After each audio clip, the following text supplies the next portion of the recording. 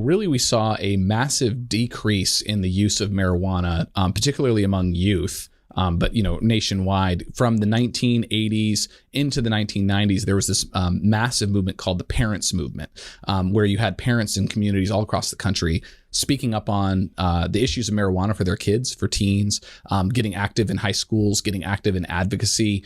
You saw the Reagan administration respond to that, and we had Nancy Reagan involved and Just Say No and all that kind of stuff started happening. So there's a huge movement of kind of education, keeping marijuana and head shops out of communities, all that stuff. Get into the 2000s and things started to change because the marijuana movement realized that this idea of legalizing marijuana wholesale was not popular, and that families were against this, parents were rising up. So they came up with a novel scheme to get around that by playing on America's sympathies in the form of medical marijuana. And you can look this up. NORML was kind of the OG marijuana legalization group, and it's a lot of potheads and stoner guys and hippie guys that you would kind of expect. And NORML, one of their founders, talks about it in an interview he did back in, it was like early 2000s or late 90s. He said, "We're going to call it medical marijuana, and we will get people's sympathies." And that's exactly what happened. So California became the first state to legalize medical marijuana in late 1980s. Nothing really happened again until really early 2000, about 2006, 2008. Colorado then legalized medical marijuana, a few other places. And so basically, folks thought that what they were doing was legalizing a medicine, but it was just weed. It was joints. It was people smoking it. California's law, Colorado's law, it was very easy to get a medical marijuana card. You have glaucoma, for example. Can you explain that? Like, what's the whole glaucoma thing? Is it real? What was why did that become this like central meme in the marijuana legalization discourse? I frankly have no idea. I think it's just kind of an odd, like one of those unique, odd illnesses that they said it cured, when now we know and we understand 10, 15 years later that marijuana does not do anything with glaucoma. In fact, interestingly, North Carolina is having debate on medical marijuana, and glaucoma was the first qualifying condition they pulled out of the bill text because they said, it clearly does not help. So it's hilarious how this conversation has changed over 20 years on glaucoma. But for whatever reason, that was one of them. Pain, though, generalized pain is the top condition typically cited for people to get medical marijuana. And the average user is a male, white, in their mid-30s. Clearly not somebody who's a cancer patient, which I think is what people were kind of sold on, was this idea of medical marijuana to help cancer patients, was really where this ultimately began. So that started to change Americans' views on the subject of marijuana.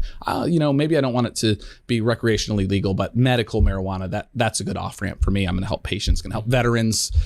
Clearly here, often we hear about how this is going to help veterans. At the point right before Colorado's legalization of medical marijuana, what was the percentage of Americans that were using it? Yeah, so it was starting to rise in the early 2000s. Okay. We'd seen this huge parent movement driving down use to really unprecedented low levels of use of marijuana. Then in the early 2000s, we started to see it creeping up. And it was because I think personally, advocates were getting better at selling this as medicine. You were hearing more about the medical value of marijuana. So we started to see usage rates go up. So I would say we were probably, it was down to 7 or 9% of youth in the late 90s. I think we were starting to see it go up to 13, 15, 20% of youth that were trying it in the last year. Mm-hmm. We were seeing the general adult public starting to get more interested. It was like 20, 30% at least trying it once in the last year.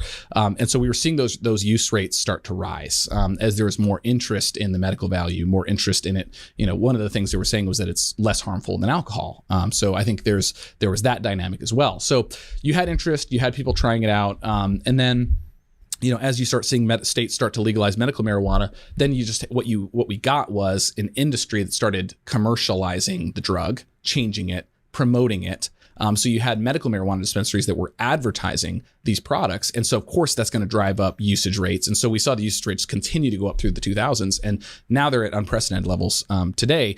But as that usage rate started going up, then we started seeing votes start happening to legalize the substance en masse in states across the country. So Colorado legalizes medical marijuana. Walk me through just a basic chronology of the next 10 years. Yeah. So Colorado did this in, I think it was 2006. We legalized medical marijuana. college students. I was, I graduated in 2012. So, I had a lot of friends in college that had medical marijuana cards. They came from out of states where they didn't have medical marijuana. They came to Colorado, go to college, get a medical marijuana card, start selling on the campus, et cetera. So it was totally a farce program. Everybody knew it in the state of Colorado, but it was called medicine because it was political. And so... and was this... Did the proliferation happen because doctors took it as minimally seriously as the people did? I mean, like, how did it become so easy to just get a card? Yeah, so it had nothing to do with the medical doctors at all. That's why. It was a purely political play. And I think people heard medical and they saw patients on TV. They trotted out, one of the biggest, highest performing ads in Colorado was an ad with a veteran who said, I have PTSD. I use marijuana and it helps me. And, not going to question folks' anecdotal evidence, but we can't make statewide policy or nationwide policy based on anecdote. And what the research tells us, one of the big misnomers out there is that we have no research on marijuana because it's illegal. We have tens of thousands of research studies on marijuana. And the research is very unequivocal that using marijuana actually exacerbates PTSD, exacerbates anxiety. That's what we've got right now. And so, but nonetheless, you have that ad. It's very convincing for folks. They want to help veterans. The drug industries have been really good at using veterans as stooges, quite frankly, to legalize and profit off of their substances. And so anyway, that was a big push in Colorado, was to see that happen. And medical doctors had nothing to do with the conversation. American Medical Association against legalization, against medical marijuana, against recreational, Academy of Pediatrics against it. Every statewide society of medicine was against it. So doctors had nothing to do with it. And when you look at the program now in terms of who is recommending medical marijuana, because you can't prescribe it. And I think a lot of people say prescription, but it's federally illegal substance. There's no dosage. There's no science involved with this. So you don't get a prescription. You just get a card that says, my doctor said it's okay for me to go buy weed. That's literally what this is.